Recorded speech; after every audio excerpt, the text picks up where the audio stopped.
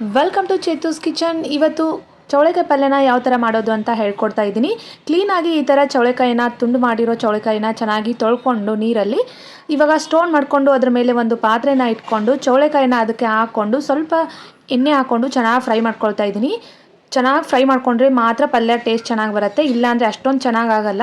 So ಹಾಗಾಗಿ ಚೆನ್ನಾಗಿ fry ಮಾಡ್ಕೊಳ್ಳಿ. ಇವಾಗ ಅದೇ ಪ್ಯಾನ್ಗೆ ಸ್ವಲ್ಪ ಎಣ್ಣೆನ ಹಾಕ್ಕೊಂಡು ಸಾಸಿವೆ ಜೀರಿಗೆನ ಹಾಕ್ಕೊಂಡು ಕರಿಬೇವು ಆಮೇಲೆ ಈರುಳ್ಳಿ ಹಾಕ್ಕೊಂಡು ಇದಕ್ಕೆ ಸ್ವಲ್ಪ ರುಚಿಗೆ ತಕ್ಕಷ್ಟು ಸಾಲ್ಟನ್ನು ಹಾಕ್ಕೊಂಡು ಇದನ್ನು ಫ್ರೈ ಮಾಡ್ಕೊಳ್ತಾ ಇದ್ದೀನಿ. ಯಾಕಂದರೆ ಈರುಳ್ಳಿ ಟೊಮೆಟೊ ಎಲ್ಲ ಚೆನ್ನಾಗಿ ಸಾಫ್ಟ್ ಆಗುತ್ತೆ ಉಪ್ಪನ್ನು ಬೇಗ ಹಾಕೋದ್ರಿಂದ. ಸೊ ಹಾಗಾಗಿ ಉಪ್ಪನ್ನು ಹಾಕ್ಕೊಂಡಿದ್ದೀನಿ. ಇವಾಗ 2 ಟೊಮೆಟೊ ಹಾಕ್ಕೊಂಡಿದ್ದೀನಿ. ಇದನ್ನು ಕೂಡ ಚೆನ್ನಾಗಿ ನಾನು ಒಂದು ಲಿಡ್ನ ಕ್ಲೋಸ್ ಮಾಡಿ ಸಾಫ್ಟ್ ಆಗೋವರೆಗೆ ಬೇಯಿಸ್ಕೊತೀನಿ. ಇವಾಗ ಸಾಫ್ಟ್ ಆಗಿದೆ ನೋಡ್ಬೋದು, ಇಷ್ಟು ಸಾಫ್ಟ್ ಆದರೆ ಸಾಕು ನಮಗೆ.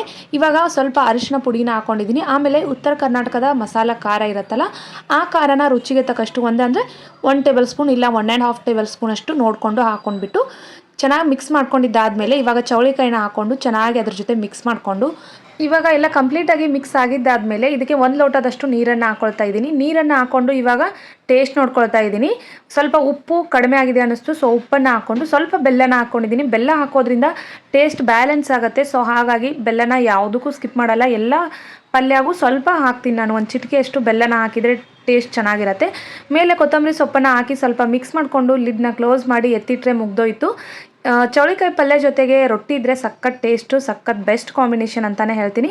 ಅದಕ್ಕೆ ನಾನು ಇವಾಗ ರೊಟ್ಟಿನ ಮಾಡ್ತಾ ಇದ್ದೀನಿ. ನನ್ನ ವಿಡಿಯೋ ನಿಮ್ಗೆ ಇಷ್ಟ ಆದರೆ please like, share and subscribe ಮಾಡ್ಕೊಳ್ಳೋದನ್ನು ಮರೆಯೋದಕ್ಕೆ ಹೋಗಬೇಡಿ. ಇದೇ ಥರ ಹೊಸ ರೆಸಿಪೀಸ್ಗಳನ್ನು ನಿಮ್ಮ ಮುಂದೆ ತರ್ತಾ ಇರ್ತೀನಿ ಅಂತ ಹೇಳ್ತಾ ಥ್ಯಾಂಕ್ಸ್ ಫಾರ್ ವಾಚಿಂಗ್. ನಾವು ಎಷ್ಟು ಪ್ರೀತಿಯಿಂದ ಮಾಡ್ತೀವಲ್ಲ ಅಷ್ಟು ಅಡುಗೆಯ ರುಚಿ ಜಾಸ್ತಿ ಆಗುತ್ತೆ. ಸೊ ಯಾರೇ ಮಾಡಿದ್ರು ತುಂಬ ಪ್ರೀತಿಯಿಂದ ಅಡುಗೆ ಮಾಡಿ ಅಂತ ಹೇಳ್ತಾ thanks for watching. Bye bye.